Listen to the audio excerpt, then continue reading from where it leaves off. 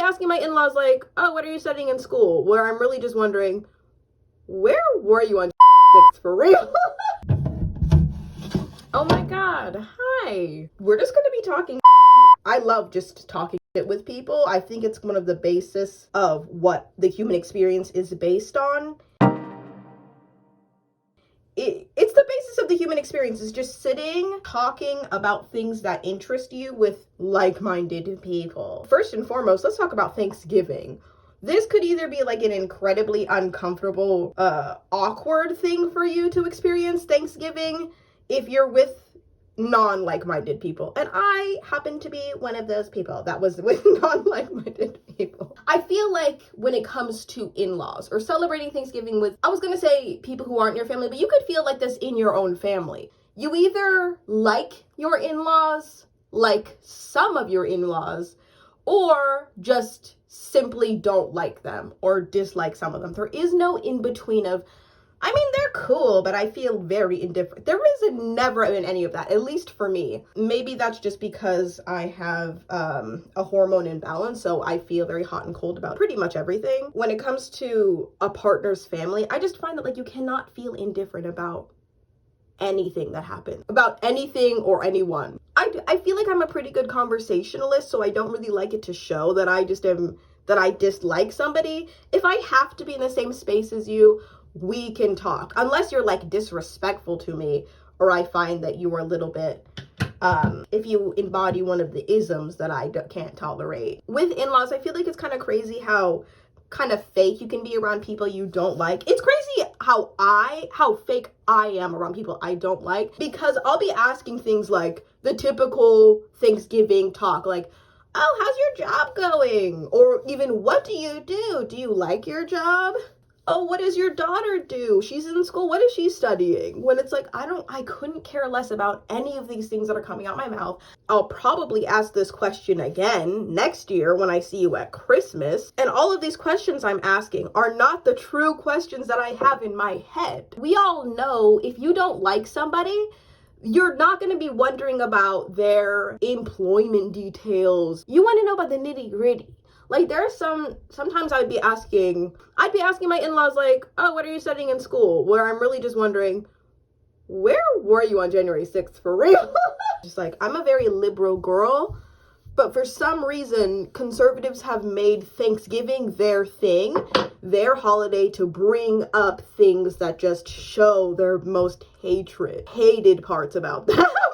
Like, for some reason, there always has to be like a moment of just, let's sit down and talk politics and things that we're misinformed about. As I've moved around a lot, I just feel like I've learned to tolerate people who I generally would find intolerable, because I've had to be in so many uncomfortable spaces. I'm not going to argue with somebody who's misinformed. I'm just going to simply allow them to inform me about who they are and just not entertain it at all. I expect to be rubbed the wrong way around conservatives who make it a point to make people uncomfortable with their views. I just simply say nothing.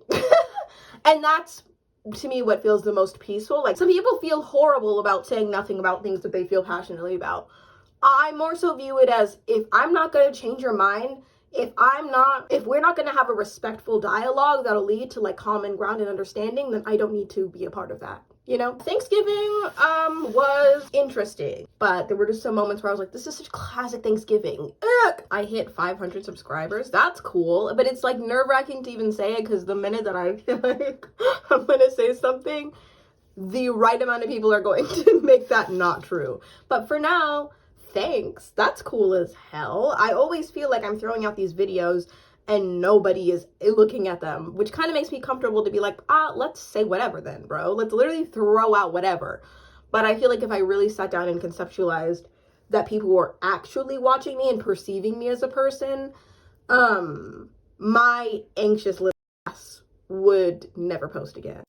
It's actually really a shame how we ruined Britney Spears. And I say we, not talking about me, because I was maybe 5 years old when Britney Spears was popping.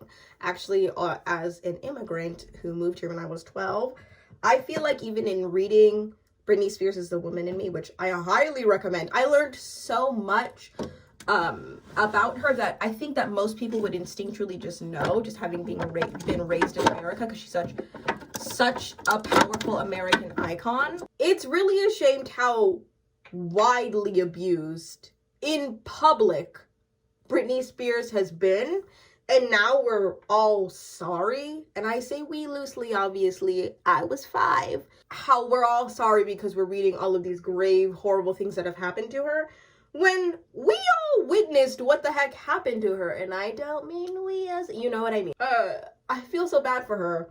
And viewing her Instagram, the woman will never be the same, okay? Speaking of music, my Spotify Wrapped is out. It's so embarrassing. Wow!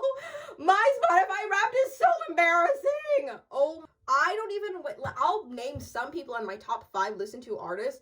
Queen Herbie. Oh my god. Queen Herbie, Labyrinth, and Victoria Monet.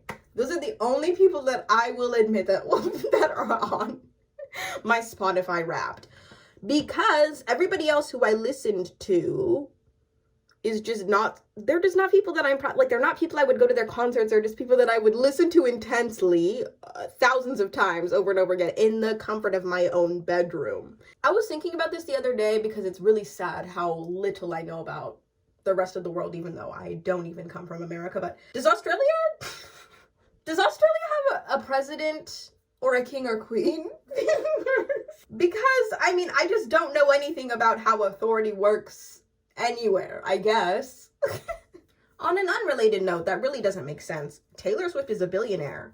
How do we know that? Why do we know that? Who is Taylor Swift's accountant filling in, I don't know, like Forbes, saying she did it, and then Forbes is like, she did it, and now we're like, oh my god, she did it.